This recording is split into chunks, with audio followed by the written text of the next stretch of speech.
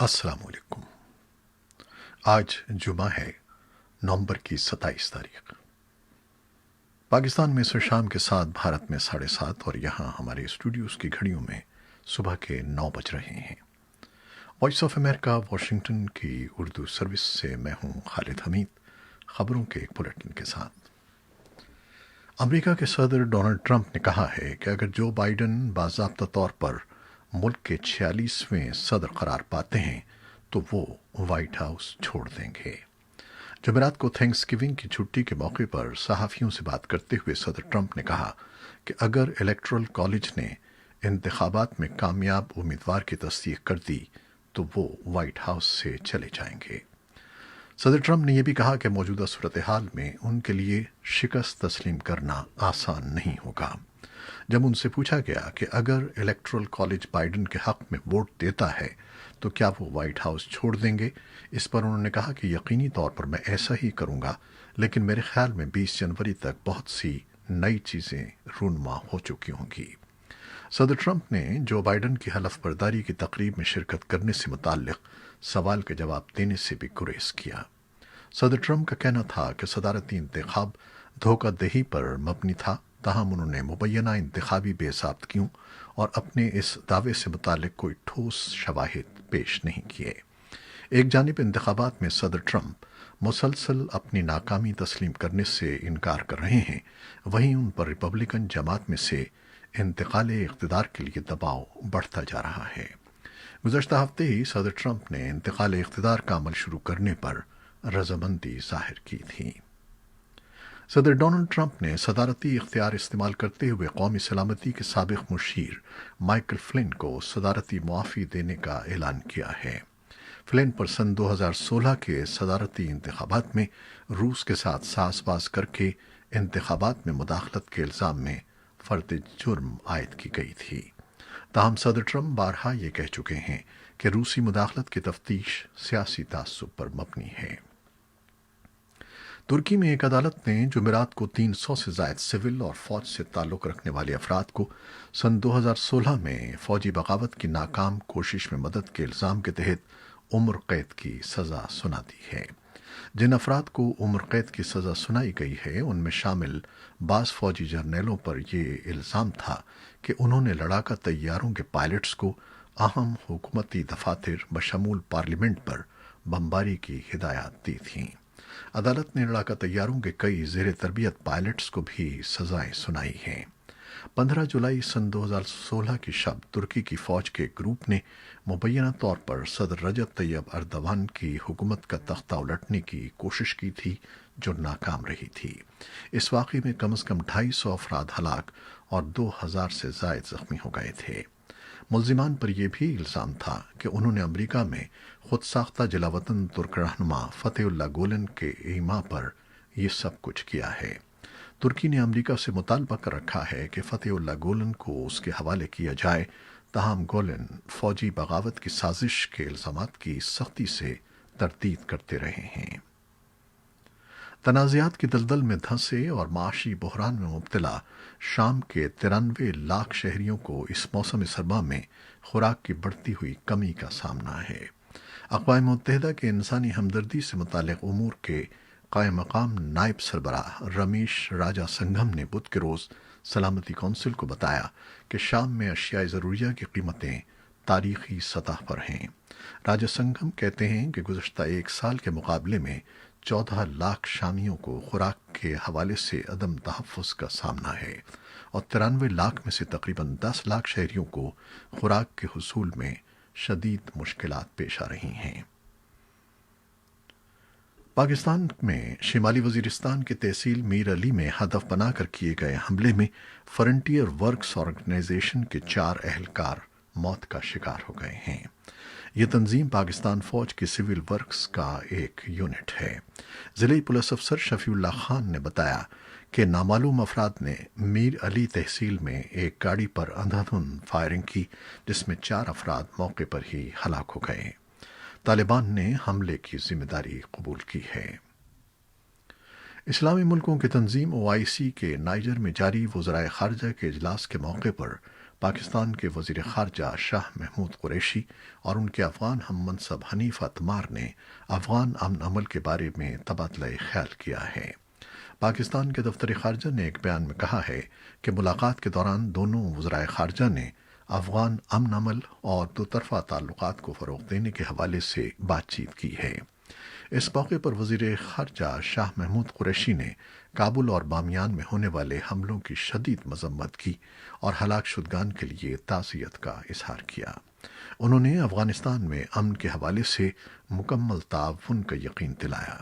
افغان وزارت خارجہ کی طرف سے جاری ہونے والے ایک بیان میں یہ بھی بتایا گیا ہے کہ دونوں وزرائے خارجہ نے پہلے سے تشکیل کردہ دو طرفہ کمیٹیوں کے کام کو آگے بڑھانے پر اتفاق کیا ہے۔ ادھر یورپین یونین کے وفد نے افغانستان میں قومی افہام و تفہیم کی ہائی کونسل کو زیادہ فعال بنانے پر زور دیا ہے، جس کا مقصد امن مذاکرات میں رہنمائی فراہم کرنا ہے۔ یورپین یونین نے افغانستان میں جاری پرتشدد حملوں پر بھی تشویش کا اظہار کیا ہے۔ افہام و تفہیم کی ہائی کونسل کے چیئرمین عبداللہ نے یورپین یونین کے بیان کا خیر مقدم کیا ہے۔ وزیر اعظم عمران خان نے جمعرات کے روز کراچی ٹرانسفارمیشن پلان سے متعلق اجلاس کی صدارت کرتے ہوئے ملک کے سب سے بڑے شہر کے مسائل ترجیحی بنیادوں پر حل کرنے پر زور دیا ہے۔ اجلاس میں وفاقی وزراء اور مشیروں کے علاوہ army chief general Qamar Javed Bajwa اور ملک کی سب سے بڑی انٹیلیجنس ایجنسی کے سربراہ جنرل فیض حمید نے بھی شرکت کی۔ سیاسی مبصرین اجلاس میں اعلیٰ فوجی قیادت کی شرکت کو اہمیت دے رہے ہیں۔ ان کے خیال میں کراچی سے متعلق اجلاس میں فوجی قیادت کی شرکت فوج کی اس بارے میں دلچسپی اور فیصلہ سازی میں اس کے کردار کی عکاس ہے۔ پاکستان میں گزشتہ 24 گھنٹوں کے دوران کورونا وائرس کے مزید 54 مریض دم توڑ گئے ہیں، جبکہ 3113 افراد میں وائرس کی تشخیص ہوئی ہے۔ پاکستان میں اب تک عالمی وبا سے 7897 مریض ہلاک اور 3,89,000 سے زیادہ کیسز رپورٹ ہو چکے ہیں۔ جان ہاپکنز یونیورسٹی کے اعداد و شمار کے مطابق جرمنی میں اب تک 10 لاکھ سے زیادہ کیسز اور 15,640 افراد ہلاک ہو چکے ہیں۔ آسٹریلیا کی دوسری بڑی ریاست وکٹوریا کو ملک میں کورونا وائرس کا گڑھ تصور کیا جاتا تھا، لیکن اب وہاں گزشتہ 28 روز کے دوران کوئی نیا کیس سامنے نہیں آیا ہے۔ دنیا بھر میں کورونا وائرس سے متاثرہ کیسز کی تعداد میں تیزی سے اضافہ جاری ہے، جبکہ مجموعی کیسز 6 کروڑ 4 لاکھ سے بڑھ گئے ہیں۔ دنیا اثنا برطانیہ نے دواؤں کی ریگولیٹری اتھارٹی سے کہا ہے کہ وہ آکسفورڈ یونیورسٹی اور ایسٹرازینیکا کی طرف سے تیار کردہ کووڈ 19 کی ویکسین کی عارضی فراہمی کے بارے میں غور کرے۔ یہ کمپنی اس سال کے آخر تک ویکسین کی 4 کروڑ خوراکیں فراہم کرنے کا ارادہ رکھتی ہے۔ برازیل کے صدر بولسونارو نے جمعرات کے روز کہا ہے کہ وہ کورونا وائرس ویکسین قبول کرنے سے انکار کر دیں گے۔ یہ ان کی طرف سے کورونا ویکسین کی افادیت سے انکار سے متعلق حالیہ ترین بیان ہے۔ متعدد ٹیلی ویژن چینلز پر خطاب کرتے ہوئے انہوں نے کہا کہ میں ویکسین کو قبول نہیں کروں گا اور ایسا کرنا میرا حق ہے۔ برازیل میں اس وقت کورونا وائرس کے 60 لاکھ کیسز موجود ہیں اور اس سے 1,70,000 ہلاکتیں ہو چکی ہیں۔ برازیل کیسز کے اعتبار سے امریکہ اور بھارت کے بعد تیسرے نمبر پر ہے۔ امریکہ میں جمعرات کے روز 1,81,000 نئے کیسز اور 2,300 ہلاکتوں کی نشاندہی ہوئی ہے۔ ایک برطانوی نژاد آسٹریلوی ماہر تعلیم کو 2 سال کے بعد ایران کی ایک جیل سے رہا کر دیا گیا ہے۔ کائلی مور گلبرٹ کو جاسوسی کے الزامات پر گرفتار کیا گیا تھا، جس سے انہوں نے ہمیشہ انکار کیا ہے۔ مور گلبرٹ میلبرن یونیورسٹی سے وابستہ ایک معلم ہیں اور انہیں ایران میں 10 سال جیل کی سزا ہوئی تھی۔ انہیں سن 2018 میں ایک کانفرنس میں شرکت کے بعد تہران ایئرپورٹ سے گرفتار کیا گیا تھا۔ ان پر جاسوسی کے الزامات کے تحت بند کمرے میں مقدمہ چلا کر سزا سنا دی گئی تھی۔ انہوں نے ہمیشہ اپنے خلاف الزامات کو مسترد کیا ہے۔ ایران کے سرکاری میڈیا کا کہنا ہے کہ مور گلبرٹ کو غیر ممالک میں قید ایک ایرانی بزنس مین اور 2 ایرانی شہریوں کی رہائی کے بدلے میں چھوڑا گیا ہے، جبکہ میڈیا ذرائع کا کہنا ہے کہ رہا کیے جانے والے ایرانی باشندے ایک ناکام بم دھماکے کے الزام میں قید کاٹ رہے تھے۔ पाकिस्तान छोड़कर भारत जाने वाले हिंदुओं की बड़ी तादाद वापस आना शुरू हो गई है। लाहौर वाघा बॉर्डर के जरिए वापस आने वाले इन हिंदुओं की तादाद 200 से जायद हो चुकी है। मीडिया रिपोर्ट्स के मुताबिक बेशतर हिंदुओं का कहना है कि वहां पर उनके लिए कुछ नहीं है, पाकिस्तान में ही सब कुछ मौजूद है। पाकिस्तानी हिंदू अरकान पार्लिमान कहते हैं कि अगर हमें अपने घर में कोई मसला है तो हम उसे यहाँ ही हल करेंगे। मुल्क से बाहर जाना मसाइल का हल नहीं है। भारत पाकिस्तान से जाने वालों की भरपूर मदद का दावा करता आया है। इंसानी हकूक़ के लिए काम करने वाली 3 आलमी तंजीमों ने एक मुश्तरका बयान में पाकिस्तान में जमात अहमदिया के अरकान को हदफ बनाकर हलाक करने के बढ़ते हुए वाक़यात पर तशवीश का इजहार करते हुए हुकूमत पाकिस्तान से ऐसे वाक़यात को रोकने के फौरी इक़दामात का मुतालबा किया है। दूसरी जानिब पाकिस्तान के वज़ीर-ए-आज़म के मुआविन ख़ुसूसी ताहिर अशरफी ने वॉइस ऑफ अमेरिका से गुफ्तगू करते हुए कहा है कि रियासत के शहरी होने के नाते से तमाम मजहबी बरादरियों बशमूल अहमदी बरादरी के अरकान के जान माल का तहफ़्फ़ुज़ उनके बकौल हुकूमत की ज़िम्मेदारी है और हुकूमत मजहबी बुनियादों पर होने वाले तमाम वाक़यात की वजूहात का पूरी तरह जायज़ा लेगी ताकि ऐसे वाक़यात के तदारुक के लिए मुनासिब इक़दामात किए जाएं।